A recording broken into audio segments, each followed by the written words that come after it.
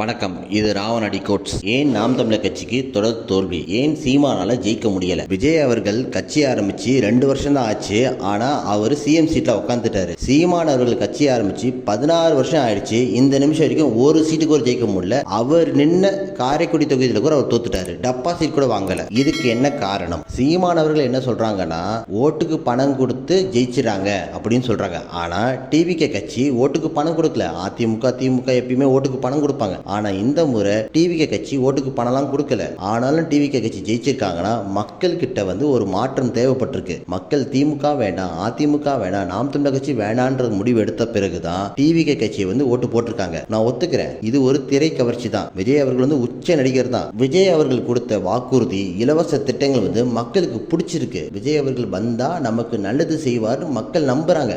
ஆனா அதே மக்கள் அண்ணன் சீமான் அவர்களை நம்பவில்லை. சீமான் அவர்கள் மேடையில சொல்றாரு, நான் ஆட்சிக்கு வந்தா 10,000 சம்பளம் கொடுப்பேன்னு சொல்றாரு. 10,000 சம்பளம் கொடுத்தா எப்படி ஒரு மனுஷனால குடும்பம் நடத்த முடியும்? ஒரு மனுஷன் ஒரு கார் வாங்கணும்னு நினைக்கிறான், ஒரு வீடு வாங்கணும்னு நினைக்கிறான், ஒரு பைக் வாங்கணும்னு நினைக்கிறான். இன்னைக்கு பைக்கோட மேக்ஸிமம் டியூ மினிமம் டியூலேருந்து மேக்ஸிமம் டியூ பார்த்தீங்கன்னா 6,000 ரூபாயிலிருந்து 7,000 ரூபாய் டியூ கட்டுற மாதிரி இருக்கும். 10,000 சம்பளம் கொடுத்தீங்கன்னா எப்படி அவனால டியூ கட்ட முடியும்? ஒரு மல்லிகை சாமா பில்லு ஒரு வீட்டுக்கு, என் வீட்டுக்கே பார்த்தீங்கன்னா 3,000 ரூபாய் வருது. 3,000 ரூபாய் மல்லிகை சாமா பில் இருக்கும்போது 10,000 சம்பளம் கொடுத்தீங்கன்னா எப்படி குடும்பம் நடத்த முடியும்? நீங்க சொல்றது கரெக்ட் தான். ஒவ்வொருத்தர் வீட்டுக்கும் நான் அரசு வேலை தரேன்னு சொல்றீங்க. அப்ப 10,000 சம்பளம் சொல்லக்கூடாது. நான் 50,000 சம்பளம் தரேன், 60,000 சம்பளம் தரேன் அப்படின்னு நீங்க சொல்லியிருந்தீங்கன்னா உங்களை யோசிச்சு ஓட்டு போட்டிருப்பாங்க. கரண்ட் இலவசமா விஜய் அவர்கள் 200 யூனிட் தரேன்னு சொல்றாரு. நீங்க ஒரு 300 யூனிட் தரேன்னு சொல்லுங்க.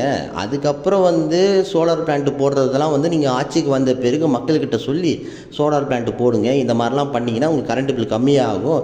இது வரைக்கும் நான் ஒரு 300 யூனிட் ஃப்ரீயாக தரேன், நீங்கள் அந்த மாதிரி சொல்லியிருந்தீங்கன்னா கண்டிப்பாக உங்களை யோசிச்சு போட்டிருப்பாங்க. ஆனால் நீங்கள் அந்த மாதிரிலாம் சொல்லலை. நான் சோலார் பிளானட்டை நீங்கள் வீட்டில் போடுங்க, மாத தவணையாக கவர்மெண்ட்டுக்கு கொடுங்கன்னு சொன்னால் யாராவது உங்களை யோசிச்சு ஓட்டு போடுவாங்களா? இலவச கல்வி உலகத்தரத்துக்கு தரேன்னு சொல்கிறீங்க, மருத்துவம் இலவசமாக கொடுக்குறேன் உலகத்தரத்துக்கு தரேன்னு சொல்கிறீங்க, எல்லாமே ஓகே தான். ஆனால் இன்றைக்கி மக்கள் கஷ்டப்படுறாங்க. 2,000 ரூபாய் 3,000 ரூபாய் காசு இலவசமாக கொடுக்கறது மக்கள் விரும்புகிறாங்க. அப்போ நீங்களும் என்ன சொல்லணும்னா, நான் ஒவ்வொரு வீட்டுக்கும் ஒவ்வொரு குடும்ப தலைவிக்கும் 5,000 தரேன்னு நீங்கள் சொல்லியிருக்கணும். ஆனால் நீங்கள் அதெல்லாம் சொல்லவே இல்லை. நான் எந்த இலவசம் தரமாட்டேன். முக்கியமாக ஒரு ஃபேவரட்டாக ஒரு டைலாக் விடுவீங்க, எனக்கு ஓட்டு போட்டால் போடு போடாட்டி போ. இந்த மாதிரி சொன்னீங்கன்னா எங்கேயாச்சும் ஓட்டு விழுகுமா? நீங்களே யோசிச்சு பாருங்கள். நெக்ஸ்ட்டு, நீங்கள் இந்த எலெக்ஷனில் கூட்டணி போயிருக்கணும். அட்லீஸ்ட் அதிமுக கூட கூட்டணி போயிருக்கணும், இல்லைன்னா டிவிகே கூட கூட்டணி போயிருக்கணும். ஆனால் எந்த கூட்டணிக்கும் போக மாட்டேன், நான் தனியாக நின்று ஜெயிச்சிருவேன். 2 எலெக்ஷன் பார்க்குறீங்க, நீங்கள் தனியாக நின்று ஜெயிச்சு நீங்கள் டெபாசிட் வாங்கவே இல்லை. போன தடவை வச்சு திருவொற்றியூர் தொகுதியில் நின்று 48,000 ஓட்டு வாங்கியிருந்தீங்க. இந்த தடவை காரைக்குடியில் போய் நின்று அந்த ஓட்டும் போயிடுச்சு. நீங்கள் அகைன் இந்த எலெக்ஷனில் திருவொற்றியூர் தொகுதியில் நீங்கள் நின்றுருந்தீங்கன்னா உங்கள் ஓட்டு அதிகமாக போயிருக்கும், நீங்கள் ஜெயிக்க கூட வாய்ப்பு இருந்திருக்கும். ஏன்னா உங்கள் மக்கள் யோசிச்சிருப்பாங்க, பரவாயில்ல போன தடவை நம்ம தொகுதியில் நின்னார், இந்த தடவை நம்ம தொகுதியில் நிற்கிறாரு, அவர் நம்பி நம்ம ஓட்டு போட்டே ஆகணும் மக்கள் யோசிச்சிருப்பாங்க. அதை விட்டு நீங்கள் சம்மந்தமே இல்லாமல் காரைக்குடியில் போய் நின்றீங்க, அதனால் உங்கள் ஓட்டு மொத்தமாக போயிடுச்சு. நீங்களும் டெபாசிட் இழந்துட்டீங்க. உங்களுக்கு நாம் தமிழர் கட்சியோட ஓட்டு எல்லாமே சரிஞ்சு போச்சு. அட்லீஸ்ட் நீங்கள் வாங்கின 36 லட்சம் ஓட்டையாச்சும் நீங்கள் தக்க வச்சுருக்கணும். 8 விழுக்காடில் இருந்த நாம் தமிழர் கட்சி ஓட்டு 4 விழுக்காடுக்கு போயிருக்கு. யோசிச்சு பாருங்கள், இது யாரோட மிஸ்டேக்னு யோசிச்சு பாருங்கள். இன்றைக்கி தமிழ்நாட்டு எலெக்ஷன் ரிசல்ட்டில் யாருக்குமே பெரும்பான்மை இல்லை. அட்லீஸ்ட் சீமான் அவர்கள் எடப்பாடி கூட கூட்டணி போயிருந்தீங்கன்னா 20லேருந்து ஒரு 25 சீட்டு ஜெயிச்சிருப்பீங்க. இன்றைக்கி டிவிகேக்கு ஒரு 12லேருந்து 13 சீட்டு தேவைப்படுது. சீமான் அவர்கள் ஒரு 13-14 சீட்டை டிவிகே கிட்ட கொடுத்தாருன்னா கண்டிப்பாக துணை முதலமைச்சர் பதவியை கேட்டு வாங்கியிருக்கலாம், ஆட்சியிலையும் பங்கு வாங்கியிருக்கலாம், அதிகாரத்திலையும் பங்கு வாங்கியிருக்கலாம். அதெல்லாமே சீமான் அவர்கள் யோசிக்காமல் செஞ்சுட்டாரு. தனியாக போட்டி போட்டு இப்போ என்ன சாதிச்சிங்க? உங்களோட கட்சியோட ஓட்டு எல்லாமே போயிடுச்சு, எல்லாமே டிவிக்கு எடுத்துகிட்டு போயிட்டாங்க. மக்கள் டிவிக்கு வேணும்னு முடிவு பண்ணிட்டாங்க.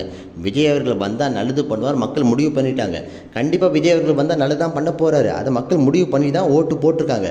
ஆனால் மாற்றம்னு பேசின நீங்கள் ஜெயிக்கவே மாட்டீங்க. என்ன காரணம்? நீங்கள் மக்களோட மனநிலையை நீங்கள் புரிஞ்சிக்க மாட்டீங்க. மக்கள் என்ன விருப்பப்படுறாங்களோ அதை நீங்கள் மக்கள்கிட்ட போய் கொடுக்கணும், அதை கொண்டு போய் நீங்கள் சேர்க்கணும். உங்களோட திட்டங்கள் எல்லாமே நல்லா தான் இருக்குது, ஆனால் அதை நீங்கள் மக்கள்கிட்ட போய் சேர்க்கவே இல்லை. நீங்கள் மேடையில் சம்மந்தமே இல்லாமல் பெரியார் பற்றிலாம் பேசிகிட்டு இருக்கீங்க. பெரியார் பற்றி பேசுகிறாங்க, யாருமே கேட்க ஆள்லாம் கிடையாது. உனக்கு என்ன தேவை? உனக்கு வேலை வாய்ப்பு வேணுமா? உனக்கு 50,000 சம்பளம் வேணுமா? உனக்கு இந்த மாதிரி திட்டங்களை அறிவிச்சு கொடுப்பேன். அதுதான் தேவை. கேஸ் சிலிண்டர் அவர் 6 கேஸ் சிலிண்டர் ஃப்ரீன்னு சொன்னாரா, நீங்கள் 10 கேஸ் சிலிண்டர் ஃப்ரீன்னு சொல்லுங்கள். நீங்கள் தானே சொல்கிறீங்க நான் கோபார் கேஸ்லேருந்து எடுத்துருவேன்னு. கொஞ்ச நாள் 10 சிலிண்டர் ஃப்ரீயாக கொடுங்க, அப்புறம் கோபார் கேஸ் வந்த பிறகு அது மேனேஜ் பண்ணிக்கலாம்.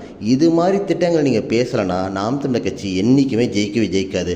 அடுத்த முறையாச்சு தயவு செஞ்சு கூட்டணிக்கு போயிடுங்க. உங்களை நம்பி இருக்கக்கூடிய கட்சி பசங்களை நீங்களே ஏமாத்தாதீங்க. இது மிகப்பெரிய தவறாக தான் நான் பார்க்குறேன். நன்றி, வணக்கம்.